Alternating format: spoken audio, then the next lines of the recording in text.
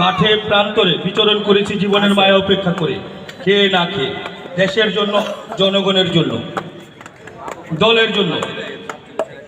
স্বল্প পরিসরে পরীক্ষিত পরিশ্রমী কর্মী নিয়ে জিয়া পরিবারের অনুগত দল ভারী করা টাকায় কেনা মাথা দিয়ে নয়। বৃষ্টি মুখরিত দিনে রোদে, প্রখর রোদে, খরতাপে, শিশির ভেজা শীতের রাতে জিয়া পরিবার দুঃখ লাঘবে মুক্তির ঢাল রূপে। চোখের জলে ভিজেছি, রাজনৈতিক গণ্ডি মারিয়েছি, রাজপথে লড়াই করেছি ভারতীয় গোলাম, অবৈধ হায়না, বাকশালী, মাফিয়া, সন্ত্রাসীদের বিরুদ্ধে, ভারতীয় আধিপত্যের বিরুদ্ধে।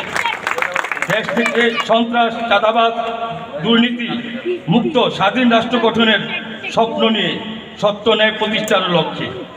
প্রিয় নেতৃবৃন্দ, আপনাদের কাছে অনুরোধ, পরীক্ষিত কর্মীদের ভুলে যাবেন না। নতুন তেলবাজ, সুবিধাভোগী, অধিক কর্মী। বৈষম্য বিরোধী ছাত্র জনতা আন্দোলনে আমার দুজন কর্মী আহত হয়েছে, গুরুতর আহত হয়েছে আরিফ নামের আমার এক কর্মী। আমাদের কোনো নেতা তাকে দেখারও প্রয়োজন মনে করেননি, তার খোঁজও কেউ নেননি। এই বলে আমি আমার বক্তব্য শেষ করছি। দেশমাতা খালেদা জিয়া জিন্দাবাদ, তারুণ্যের আশার প্রদীপ, ভবিষ্যৎ রাষ্ট্রনায়ক তারেক রহমান জিন্দাবাদ, বাংলাদেশ জিন্দাবাদ, শহীদ জিয়া অমর হোক। ধন্যবাদ।